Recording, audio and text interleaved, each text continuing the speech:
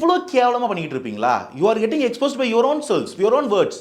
அதைத்தான் நான் ஏன்னு கேட்குறேன். எனக்கு இதுக்கு பதில் சொல்லுங்கள். இதில் நீங்கள் யார் யார் முன்னுக்கு பின்ன முறைனா பேசுனீங்கிறதுக்கு நான் இன்னும் ஒரு 10 ரெக்கார்ட் தட்டுமா வீடியோ எல்லாத்தையும் போஸ்ட் பண்ண முடியுமா உங்களால்? சீமான் அண்ணன் நீங்கள் என்ன சொல்லியிருக்கீங்க, என்ன மாற்றி சொல்லியிருக்கிறீங்க?